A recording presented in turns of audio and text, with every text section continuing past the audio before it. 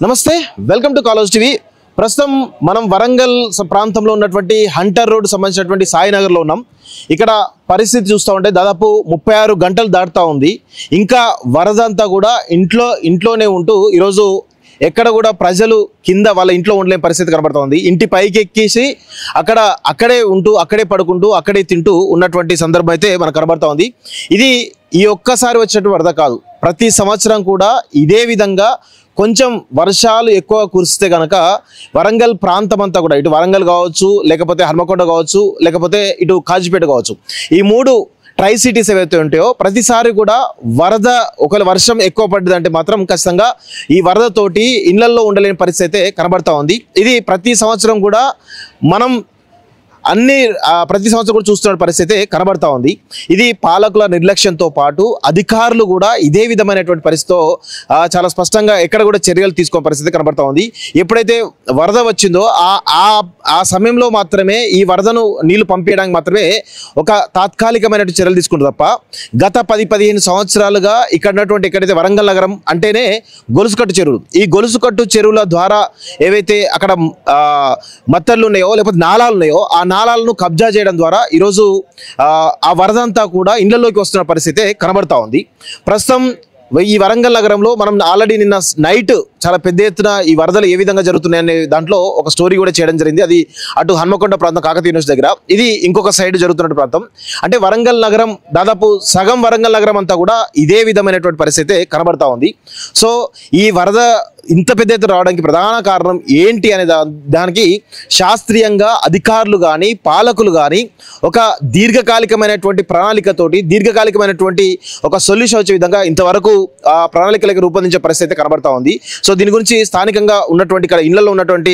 ప్రజలైతే మనతో పాటున్నారు సో వారిని అడిగి కొన్ని విషయాలు తీసుకుని ప్రయత్నిద్దాం సో సార్ మీరు చెప్పండి అసలు ఏంది అసలు ఇంత వరద రావడానికి ప్రధాన కారణం ఏంది సరే ఇది పైన ఊర్లో నుంచి బయట చెరువులకు 4-5 చెరువుల నుంచి వాటర్ వస్తాయి హెవీ వాటర్ వస్తాయి పోడు మాత్రం వాటర్ పోవట్లేదు ఆ నాలా ఏంటంటే ఒక్కటే షట్టర్ పెట్టారు ఒక 5-6 షట్టర్ 10 షట్టర్లు పెడతామని కేటీఆర్ వచ్చి హామీ ఇచ్చిండు ఇంతవరకు హామీ లాస్ట్ 23లో వరద వచ్చినప్పుడు అప్పుడు ఒక దాన్ని వదిలిపెట్టి ఒక 15-20 మీటర్లు గ్యాప్ వదిలిపెట్టారు ఒకటే షట్టర్ ఉంది ఇంత ఫ్లో ఉంది ఎట్లా పోతాయి సార్ ఆ మోరీ కూడా ఇంత 150 కోట్లు శాంక్షన్ అయినాయి అన్నారు కొంచెం కచ్చా కాలువ వేస్తున్నారు అది ఇంతవరకు పురోగతి లేదు అది ఇంతవరకు పట్టించుకుంటూ లేరు ఇక్కడే ఉంది సార్ ఎట్లా వరద ఎప్పుడు వచ్చింది ఎట్లా వచ్చింది అసలు వరద మొన్న హెవీ వర్షం వచ్చింది సార్ దాదాపు 14-15 అవర్స్ వర్షం పడ్డది కంప్లీట్ పడ్డాయి సార్ మొన్న స్టార్ట్ అయింది అంటే సడన్ గా అర్ధరాత్రి వచ్చిందని అంటున్నారు నిజమేనా అర్ధరాత్రి సార్ డైలీ మార్నింగ్ నుంచి పడ్డాయి సార్ మార్నింగ్ నుంచి పడ్డాయి మార్నింగ్ నుంచి మార్నింగ్ 9 కి స్టార్ట్ అయింది నైట్ 11 వరకు పడ్డది అట్లా ఒకేసారి రెయిన్ పడేసరికి బాగా ఇబ్బంది అంటే ఎంత మీకు ఆస్తి నష్టం జరిగిందా ఉన్నా సార్ దాదాపు 4-5 ఫీట్లు వచ్చినాయి గ్రౌండ్ లెవెల్ గ్రౌండ్ కింద ఉన్న వాళ్ళు కింద ఉంటారు ఒక 3-4 ఫీట్లు వచ్చినాయి ఇంట్లో వెళ్ళిపోయినాయి సార్ రోడ్ల మీద ఉంది ప్రస్తుతానికి అయితే ప్రస్తుతానికి రోడ్ల మీద ఉంది అంటే మీ ఇంట్లో ఉన్న సామాన్లు అన్ని ఖర్చుపోయినాయి సార్ దీనికి ప్రధాన కారణం ఏంటి అసలు అధికార నిర్లక్ష్యం సార్ ఇంకేముంది అధికార నిర్లక్ష్యం తప్ప ఏం లేదు ఎమ్మెల్యే గారు ఎవరు రాలేదు సార్ కాలనీకి అయితే ఎవరు రాలేదు మరి దీనికి నెక్స్ట్ మరి ఏమనుకుంటారు మీరు అసలు మేము ఎవ్రీ ఎలక్షన్ టైంలో వస్తున్నా సార్ ఖర్చు చేస్తాం దీనికి సొల్యూషన్ చూపెడతాం కానీ ఎవరు చూపెట్టట్లేదు ఇంతవరకు అంటే ఇక్కడ వరద మెయిన్ గా రావడానికి ప్రధాన కారణం నాలా లేకపోవడం అవును సార్ డైవర్షన్ నాలా కరెక్ట్ లేదు సార్ అది నాలా కరెక్ట్ లేక ఇప్పుడు స్ట్రేట్ గా పోయి ఇటు ఒక సైడ్ టర్న్ అవుతుంది టర్న్ అవుట్ లో వాటర్ అంతా ఇటు స్టక్ అవుతాయి అదే స్ట్రేట్ గా వెళ్ళిపోయింది చెర్లకు వెళ్ళిపోయినాయి అనుకో అసలు ఒక 1 డ్రాప్ కూడా ఆగదు సార్ ఇక్కడ చెర్ల పోనీయకుండా ఇటు మలుపుతున్నారు నీళ్ళు భద్రకాళి చెరువులకు ఒకటే షట్టర్ పెట్టి అది కూడా అదే చెరువులో ఒక 10 షట్టర్లు పెట్టినాయి అనుకో అసలు 1 డ్రాప్ ఉండే సార్ ఇక్కడ ఒక డ్రాప్ ఉండే మరి అది ఎందుకు చేస్తలే అర్థం అవుతలేదు అది సో మీరు చెప్పండి అసలు ప్రధాన కారణం ఏంటి దీనికి ఏం లేదండి దీనిపైన ఒక 4-5 చెరువులున్నాయి భారీ వర్షం పడ్డప్పుడు ఆ చెరువుల నుండి మత్తడి వస్తుంది ఆ మత్తడి నీళ్లు ఈ బొంది వాగకుండా నేరుగా భద్రకాళి చెరువులోకి వెళ్ళాలి అట్లా వెళ్ళకుండా బండు పోసిండ్రు కానీ దానికి షట్టర్లు పెట్టలేదు ఒక 10 షట్టర్లు పెడితే ఈ రెయిన్ వాటర్ అంతా కూడా స్ట్రైట్ గా చెరువులోకి వెళ్ళిపోతుంది ఆ చెరువు నిండిన తర్వాత నాగారం చెరువులోకి వెళ్ళిపోతుంది ఇది గొలుసుకట్టు చెరువులు కాకతీయ రాజులు నిర్మించినటువంటి గొలుసుకట్టు చెరువులు దానికి ఈ బండు వచ్చిన తర్వాత 2 షట్టర్లు పెట్టిండ్రు అవి కూడా చాలా చిన్నగా ఉన్నాయి ఎప్పుడో 15 సంవత్సరాల కింద పెట్టినటువంటి షట్టర్లు అవి సో ఇప్పుడు దానికి కావాల్సింది అంటే ఒక 10-15 షటర్లు పెట్టాలి. ఈ రెయిన్ వాటర్ అంతా కూడా స్ట్రైట్గా భద్రకాళి చెరువులోకి వెళ్ళిపోవాలి. దాని మీద మేము చాలాసార్లు రిప్రజెంటేషన్ కూడా ఇవ్వడం జరిగింది. దేవాదుల ప్రాజెక్ట్ ఎస్సీ కూడా వచ్చి పరిశీలించి కరెక్ట్గా దీనికి షటర్లు పెట్టాలి, ఒక 10 షటర్లు పెడతాం మేము అని చెప్పేసి దానికి ప్రతిపాదన కూడా చేసిండ్రు. కానీ అది ఏమైందో ఏం రాజకీయం ఉందో దాంట్లో కానీ ఇంతవరకు అధికారులు కానీ రాజకీయ నాయకులు కానీ దాన్ని పట్టించుకున్న నాదు లేడు. ఈ బొందివాగు నుంచి వచ్చేటువంటి బొందివాగు కూడా చాలా ప్రాంతాలలో కబ్జాకు గురైంది. కబ్జా చేసుకున్నారు చాలా మంది, కబ్జాకు గురైంది. దానివల్ల చిన్నగా అయిపోయింది, నాలా అనేది చిన్నగా అయిపోయింది. ఆ వచ్చిన వాటర్ కూడా చెరువులోకి వెళ్ళిపోవడానికి అవకాశం లేదు. సో కాబట్టి దాన్ని డైవర్ట్ చేసాను. రెయిన్ వాటర్ డైవర్ట్ చేస్తే ఎట్లా పోద్దండి, సహజంగా పోయే రీతిలో పోవాలి. ఆ డైవర్ట్ చేస్తే అది పోకుండా రివర్స్ వస్తున్నది. రివర్స్ రావడం వల్ల ఇక్కడి నుంచి దాదాపు ఒక 5-6 కాలనీలు నీట మునిగిపోతా ఉన్నాయి. ప్రతి సంవత్సరం ఇదే పరిస్థితి. వచ్చినప్పుడు ఏదో చెప్తారు, అధికారులు ఏదో చెప్తారు, రాజకీయ నాయకులు ఏదో చెప్తారు, మేము చేస్తాం, ఇది చేస్తాం, అది చేస్తాం, సొల్యూషన్ అంటారు. ఆ తర్వాత అందరు మర్చిపోతారు, ఎవ్వరు కూడా పట్టించుకోరు. మొన్న సాయంత్రం 6 గంటల నుంచి వరద వచ్చిందండి. ఎవ్వరు ఇటు మొఖాన వచ్చినా అధికారులు లేడు, ఎవ్వరు కూడా ప్రజాప్రతినిధులు రాలేదు, రాజకీయ నాయకులు రాలేదు, ఎవ్వరు కూడా రాలేదండి. ఇక్కడ పట్టించుకున్న నాదులు లేడు. గొలుసుకట్టు చెరువులు అంటేనే వాటికి నాళాలు పర్ఫెక్ట్ గా ఉంటాయి. వచ్చినా కానీ ఏదో వచ్చినా కానీ దానికి ఒక పర్ఫెక్ట్ టెక్నాలజీ ఎప్పుడో 100 సంవత్సరాల క్రితమే ఉంది. అవును. మరి అలాంటి టెక్నాలజీ మరి ఇప్పుడు ఎందుకు ఆ నాళాలు మూయడానికి ప్రధాన కారణం కబ్జాలేనా, ఇంకా వేరే కారణమే ఉందా? కొంత బొందివాగు నాల కబ్జాకు గురైంది. తర్వాత కనీసం మినిమం వచ్చినటువంటి ఆ బొందివాగు అంటేనే పెద్దది, దానిపైన 4-5 చెరువులు ఉన్నాయి. అవి నిన్నప్పుడు హెవీ వాటర్ వస్తుంది. ఆ వాటర్ నేరుగా ఎటు పోవాలి, ఇంత పెద్ద భద్రకాళి చెరువులోకి వెళ్ళాలి. భద్రకాళి చెరువులో పూడిక తీస్తాం అన్నారు, అది లేదు, ఆ మత్తడి లేదు. కడతానండి, కడితే ఏం లాభం? రెయిన్ వాటర్ ఎటు పోవాలనేది వాళ్ళకి అధికారులకు తెలియదా, రాజకీయ నాయకులకు తెలియదా, మంత్రులకు తెలియదా? మరి దానికి పోయే మార్గం చూపెట్టాలి కదా, అది చూపెట్టలేరు. దాన్ని డైవర్ట్ చేస్తే, ఇంత పెద్ద రెయిన్ వాటర్ డైవర్ట్ చేస్తే ఎటు పోతుంది? పోకుండా రివర్స్ వస్తున్నది. బ్యాక్ రావడం వల్ల మా ప్రాంతాలన్నీ కూడా మునిగిపోతా ఉన్నాయి. ఇది మాకు జరగాల్సిన సొల్యూషన్ ఏంటంటే ఆ ట్యాంక్ బండ్కు, భద్రకాళి ట్యాంక్ బండ్కు ఒక 10 షటర్లు పెడితే రెయిన్ వాటర్ అంతా అటు వెళ్ళిపోతుంది. ఏమైనా డ్రైన్ వాటర్ వచ్చినట్టు మీకు టెక్నాలజీ పరంగా మీరు కొంచెం వీకే అయినప్పటికీ అధికారులు టెక్నికల్ గా ఇంజనీర్లు ఉంటారు, అందరూ ఉంటారు కదా, వాళ్ళకి ఈ విషయం తెలియదా? 10 షటర్లు తెలుసండి, తెలుసు కానీ నిర్లక్ష్యానికి గురైతాను, తెలుసు నిర్లక్ష్యానికి గురైతుంది, ఎవరు పట్టించుకోవట్లేదు. ఇక్కడటువంటి అధికారులు కానీ ఇక్కడటువంటి ప్రభుత్వ పెద్దలు కానీ ఎవరు పట్టించుకోవడం వల్ల ఇట్లా జరుగుతా ఉంది. చాలా జరిగింది. ఒక 2-3 లక్షల రూపాయల ఆస్తి నష్టం జరిగింది. కింద మొత్తం 6 ఫీట్ల హైట్ తోనే వచ్చింది వాటర్. గ్రౌండ్ ఫ్లోర్ లో 6 ఫీట్లు బెడ్స్ మునిగినాయి. Rice, gas, fridge, washing machine, కూలర్లు అన్నీ మొత్తం డ్యామేజ్ అయిపోయినాయి. 2 పోర్షన్లు ఉంటాయి మాకు కింద, 2 పోర్షన్లలో సేమ్ ఇదే పరిస్థితి, మొత్తం డ్యామేజ్ అయిపోయింది. బట్టలు గిట్టలు అన్ని పోయినాయి టోటల్ గా. ప్రతి ఇంట్లో అదే జరిగింది, ప్రతి ఒక్కరు సఫర్ అవుతా ఉన్నారు. అందరు కూడా దాదాపు 6 కాలనీలు మునినాయండి మా ఏరియాలో. 6 అక్కడ 12 మొరిల కాంచి ఇటు గాయత్రి టెంపుల్ వరకు 6 కాలనీలు మునిని. సుమారుగా ఒక 600-700 ఇండ్లు ఉంటాయి ఈ ప్రాంతంలో, కుటుంబాలు ఉంటాయి, ఈజీగా ఉంటారు. అందరు కూడా చాలా సఫర్ అయ్యారు దీనివల్ల. మరి దీనికి ఇప్పటికైనా ప్రభుత్వం కానీ తర్వాత అధికారులు కానీ దీనికి ఒక స్పందించి శాశ్వతమైనటువంటి పరిష్కారం కనుగొంటే. ఎవ్వరు రాలేదండి, ఎవ్వరు మున్సిపల్ కమిషనర్ రాలేదు, కలెక్టర్ రాలేదు, ఎవ్వరు పోలీస్ డిపార్ట్మెంట్ రాలేదు, ఎవ్వరు రాలేదండి, ఎవ్వరు రాలేదు. కొంతమంది భయపడి మనం పైకెక్కి పైన ఉన్నాం. మరి ఏం చేసే పరిస్థితులు, కింద దిగితే అసలు కొట్టుకపోయే పరిస్థితి. నేను ఒక హోంగార్డు కొట్టుకుపోతా ఉంటే పక్కన ఉన్నటువంటి సురేష్ పోయి ఈత కొట్టుకుంటూ పోయి ఆయన కాపాడి ఆయన బ్రతికించండు. 2 నిమిషాలు మా కళ్ళ ముందు చనిపోయాడు ఆయన. 4 సార్లు మునిగి నీళ్ళు తాగుతా ఉంటే ధైర్యం చేసి ఆయన ఈత కొట్టుకుంటూ పోయి ఆయన కాపాడి ఆ తాడు సాయంతో బయటికి తీసుకొచ్చిండు. ఆ తర్వాత పడవ వాళ్ళకి ఫోన్ చేస్తే వాళ్ళు పడవ పంపితే ఆ పడవలు ఎక్కించి పంపించు. అట్లాంటి పరిస్థితి మేము కూడా దిగితే మాకు అదే పరిస్థితి ఉంది. మేము కూడా కొట్టుకుపోయి చనిపోయి పెట్టేవాళ్ళం. అట్లాంటి దారుణమైన భయంకరమైనటువంటి సిచ్యువేషన్. మేము వర్షాకాలం వచ్చిందంటే బిక్కు అనుకుంటా గుప్పిట్లో పెట్టుకొని ప్రాణం గుప్పిట్లో పెట్టుకొని బతుకుతా ఉన్నటువంటి పరిస్థితి. ఇంత మెయిన్ సిటీ అండి, main heart of the city అంటర్ రోడ్ అంటే ఇట్లాంటి కానీ ఇంత ఘోరమైనటువంటి పరిస్థితి ఉంది. ఎవరు అధికారులకు కనపడతలేదు, ఎవరు కూడా పట్టించుకోవట్లేదు. గతంలో కేటీఆర్ వచ్చిండు, దయాకర్ రావు మంత్రి ఉన్నప్పుడు ఆయన వచ్చిండు, సత్యవతి రాథోడ్ మంత్రి ఉండే ఆమె వచ్చింది, వీళ్ళందరూ వచ్చిండ్రు, చూసిండ్రు, మేము ఇది చేస్తాం అది చేస్తాం అన్నారని ఎవ్వరు రూపాయి బిల్ల ఖర్చు పెట్టింది లేదు, ఏ పని చేసింది లేదు. 158 కోట్లు శాంక్షన్ చేసినాం అన్నారు మన బీఆర్ఎస్ గవర్నమెంట్ ఉన్నప్పుడు. అది ఎక్కడ పోయిందో, ఇది ఎక్కడ పోయిందో, ఎక్కడ పోయిందో. ఇవాళ ముఖ్యమంత్రి రేవంత్ రెడ్డి గారు కూడా వచ్చిరట, మా ప్రాంతానికే రాలేదు.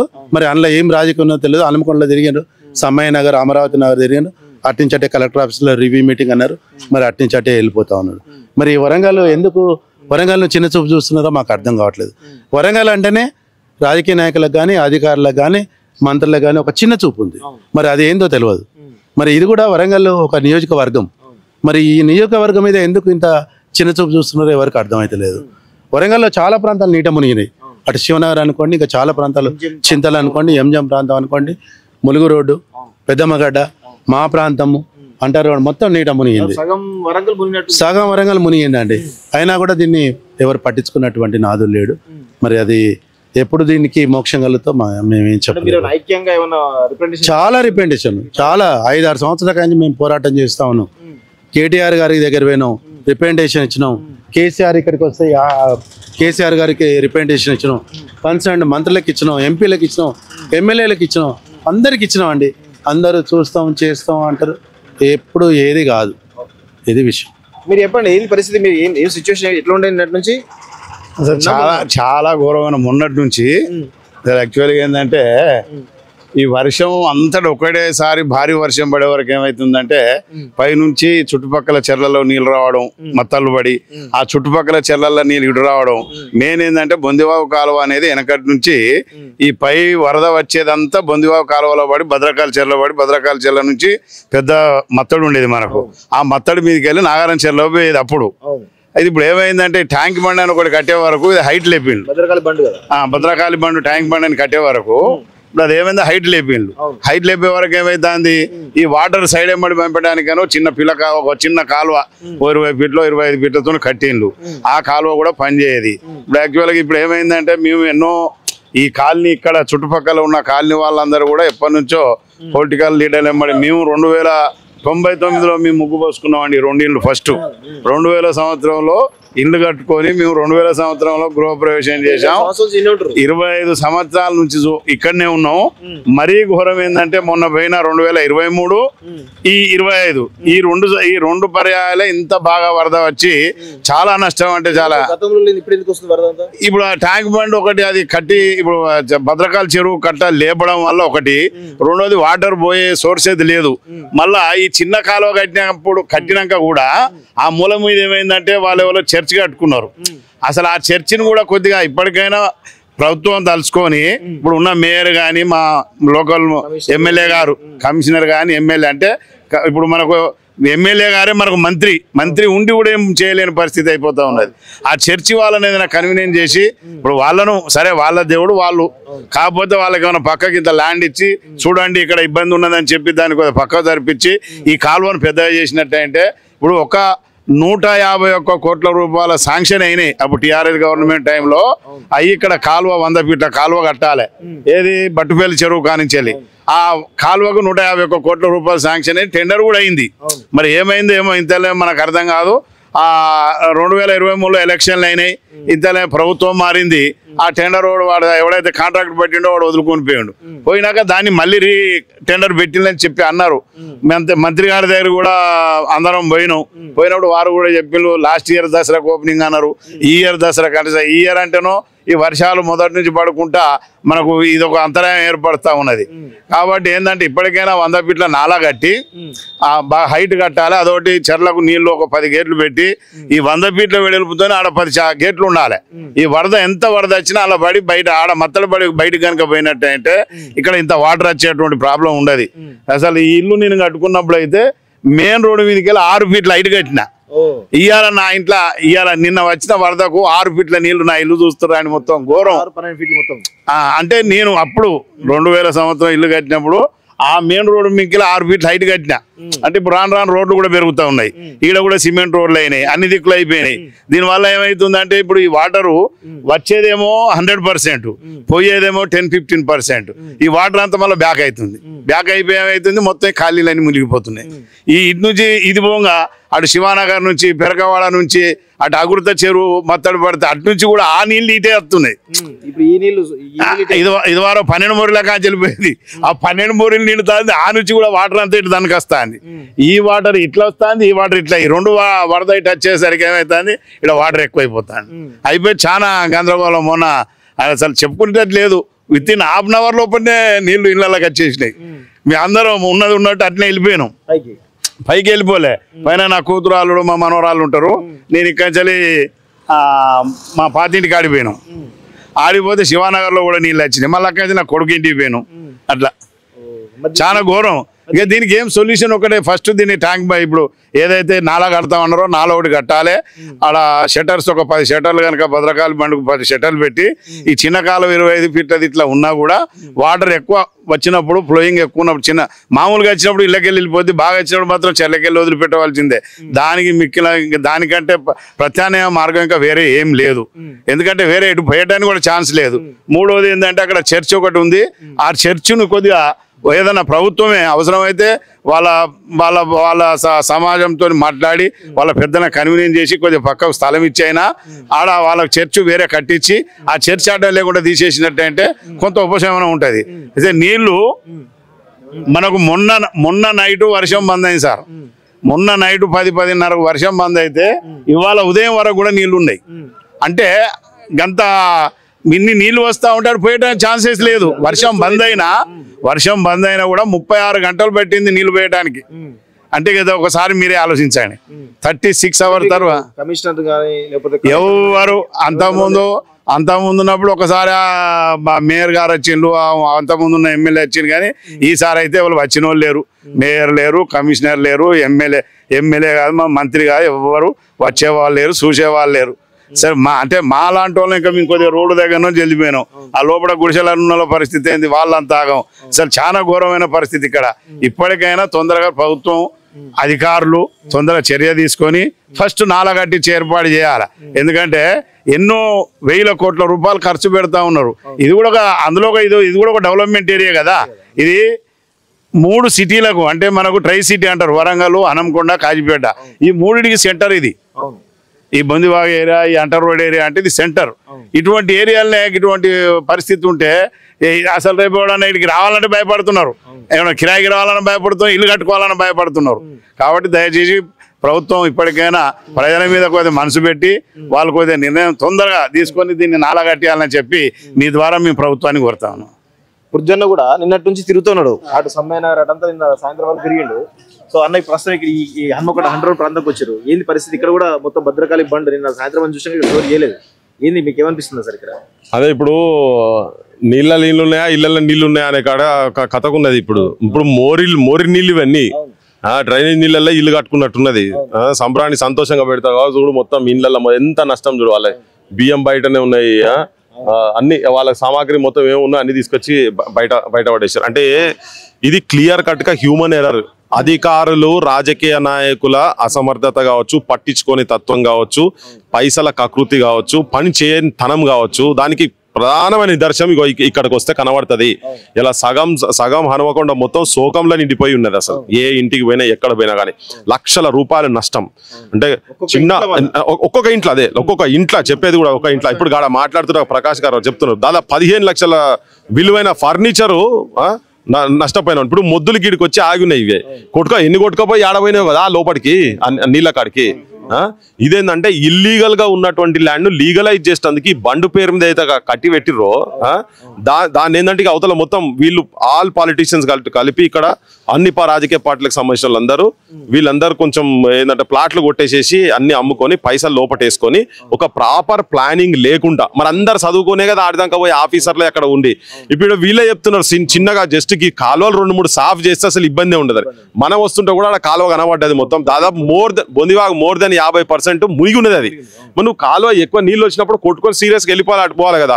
ఈ చెరువులో ఎట్లా అంటే ఇక్కడ నుంచి ఇక్కడ పోయి మా ఊరి చెరువులో కలుస్తుంది, ముచ్చర్ల చెరువు కలుస్తుంది. ఇక్కడికి వెళ్ళిపోయి ఆడికెళ్ళి నాగారం చెరువు చెరువు నాగారం నుంచి మళ్ళీ కిందికి వెళ్ళిపోతుంటాయి. సో నీ కాలువలు కనుక సాఫ్ కనుక ఉండేది ఉంటే అది చాలా పెద్ద చెరువు నాగారం చెరువు.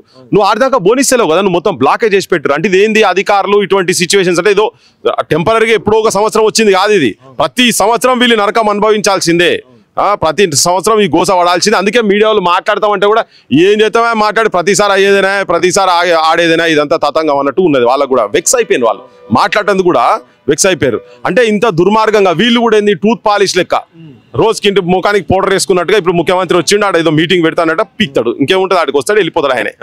అది కాదు కదా, కేటీఆర్ వచ్చిండు, కేసీఆర్ వచ్చిండు, రేవంత్ రెడ్డి వచ్చిండు, పెద్ద కొత్తగా జరిగేది ఏం లేదు. ఇప్పుడు 3 రోజుల ముందు నుంచి రెడ్ అలర్ట్ చెప్పిండ్రు, మనం ఎవరి ఇంట్లోకి వెళ్ళి బయటకు వెళ్ళేది, ఇంట్లోకి బయటకు వెళ్ళేది అంటే ఉరియం ఇంట్లోకి వెళ్ళి బయటకు వెళ్ళేది అంటే వర్షం వచ్చి కాలువలు ఇల్లు కూడా కొట్టుకోబెట్టట్టు తీసుకొస్తారని చెప్పి మనకు అనిపిస్తుంది, ఎవరికైనా అనిపించదు. కానీ వీళ్ళు చేసే కదా కరెంటు లేదు, చిన్న పిల్లలు ఉంటారు, తిండి లేదు, నీళ్లు లేవు, మీరేమో కూర్చొని మినరల్ వాటర్లు వాడుకుంటా. అయితే జూబ్లీ హిల్స్ ఎలక్షన్స్ లా వాళ్ళు బిజీగా ఉన్నారు. ఇప్పుడు ఇక్కడ ఇన్ఛార్జ్ మంత్రి ఎవరు, పొంగులేటి శ్రీనివాసరెడ్డి.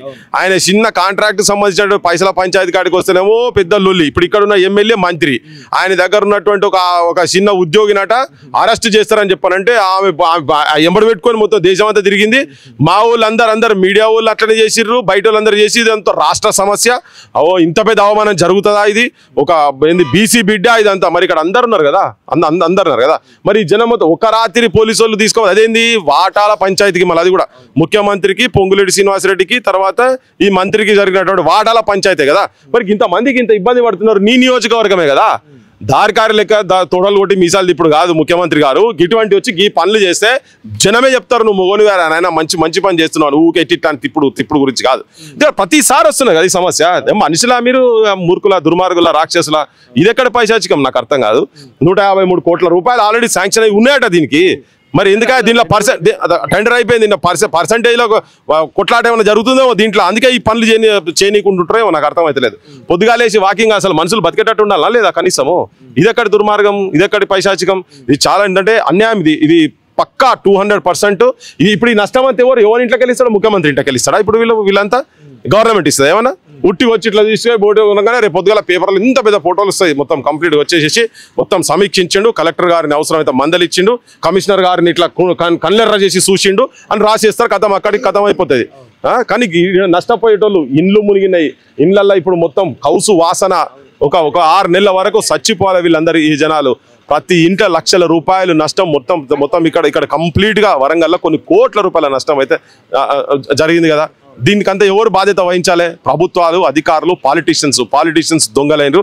జనం కూడా నాయన మీ అందరికీ దండం పెట్టి చెప్పేది ఏంటంటే, మీ కులం చూసో, మీ మతం చూసో, లేకుంటే 1000 రూపాయలకు 500కు ఇంత మందు పోస్తాడో, ఇంత చికెన్ ముక్కిస్తాడో, లేకపోతే కోడి ఏంటంటే మేక మూలుగలు ఇస్తారో, ఇవన్నిటికి ఆశపడి కకృతి పడితే ఇగో ఇటువంటి దొంగ లీడర్లు మొత్తం వచ్చి, లంగా లీడర్లు వచ్చి అంతటా ఒక్క దగ్గర కాదు, ఇప్పుడు మనం ఆడ కూడా చూసినాం, అట్లనే రాత్రి కూడా చూసినాం, అంతటా గిట్నే అయినరు, ప్రశ్నించే తత్వాన్ని కోల్పోతున్నారు. వీళ్ళకి పర్సెంటేజ్లకు అలవాటు పడి ఇగో జనం ఇట్లా దరిద్రానికి వచ్చి నరకం అవసరం అయి నరకం. ట్యాక్సీలు కడతలేరా జనాలు? ట్యాక్సీలు కడతలేరా? పుస్తకాలు చిన్నపిల్లలు చదువుకునే పుస్తకాల కాడికెళ్ళి మొత్తం ఏడుకాలి సర్టిఫికెట్లు పోయినాయి, పుస్తకాలు పోయినాయి. వాళ్ళు ఇప్పుడు మళ్ళీ ఎంత మెంటల్ ట్రోమా, ఎంత మెంటల్ స్ట్రెస్ వాళ్ళకు. ఇప్పటికే ప్రైవేటు స్కూళ్ళల్లో ఫీజులు కట్టలేక యాస్టకు వచ్చి చచ్చిపోతున్నారు జనాలు నాయన. అంటే ఈ పాలిటిషియన్ చేసేటువంటి దుర్మార్గ పని ఏమైంది? ఇప్పుడు 3 రోజుల ముందే వచ్చి ఇదంతా మొత్తం చేయనుండే కదా. ఇన్ఛార్జ్ మంత్రి, 2 మంత్రులు ఇక్కడ, ముఖ్యమంత్రి కూర్చొని ఈ ఒక్క జిల్లాలో ఒక చిన్న టౌన్ ను కంట్రోల్ చేయలేటువంటి పరిస్థితి. నువ్వు ఏంది బయట తీసుకపోయి ఏ ముఖం చూపిస్తావు? తెలంగాణ ముఖం ఏం చూపిస్తావు? హైదరాబాద్ చూస్తే అట్లున్నది, వరంగల్ చూస్తే గిట్లున్నది. నీళ్ళ ఇండ్లు, మురికి నీళ్ళ ఇండ్లు, డ్రైనేజ్ వాటర్లు, ఆడ మాట్లాడితే మూసి సుందరీకరణ, గిది అంతా పోయేది ఉంటావా అని. ఇప్పుడు ఇదంతా కదేనా? ఇప్పుడు ఏం పాడైంది ఇదంతా? జనాలు అన్ని ఎక్కడెక్కడికలు, ఏ వాడాల, ఏ ఊర్లకి ఏమేమి వచ్చి అన్ని ఈ దరిద్రం అంతా, పాములు, తేళ్లు, ఇవన్నీ. ఇది అవసరమా? ఇది అన్యాయం, దుర్మార్గం. జనం కూడా చైతన్యవంతులు కావాల్సిన అవసరం. పాలకులు మాత్రం క్లియర్గా చెప్తున్నా, మీరు మనుషులా రాక్షసులారా నాయన? నాకు అది చెప్పడానికైతే తిరుగుతుంటే ఇంత ఘోరం అన్యాయం ఇది. సో ఇది పరిస్థితి కనబడతా ఉంది వరంగల్ నగరం నడిబొడ్డున హంటర్ రోడ్ ప్రాంతంలో. సో ఈ విధంగా ఇళ్లలోకి నీళ్లు, వరద ప్రాంతం సంబంధించి ఇళ్లలోకి నీళ్లు వచ్చేసి ఎంత దారుణంగా ఉందో మనమైతే గమనిస్తున్నాం. సో ఇక్కడ పాలకుల నిర్లక్ష్యం అయితే చాలా స్పష్టంగా కనబడుతుంది. ఇక్కడ నాలాలు సరిగా నిర్మించకపోవడం కావచ్చు, లేకపోతే వివిధ రకాల కారణాలు కావచ్చు, అవన్నిటి కూడా మెయిన్గా అధికారుల నిర్లక్ష్యం అవుతుంది. దానివల్లనే ఈ పరిస్థితి వచ్చిందని చాలా స్పష్టంగా మనకైతే అర్థమవుతుంది. సో ఇప్పటికైనా కానీ పాలకులు మేల్కోవాలని చెప్పేసి కూడా ఈరోజు కాలేజ్ టీవీ తరఫున కావచ్చు, ఇక్కడ వరంగల్ సంబంధించిన నగర వాసులు కూడా అదే విధంగా డిమాండ్ చేస్తున్నారు. చూస్తున్నాండి college TV. Thank you very much.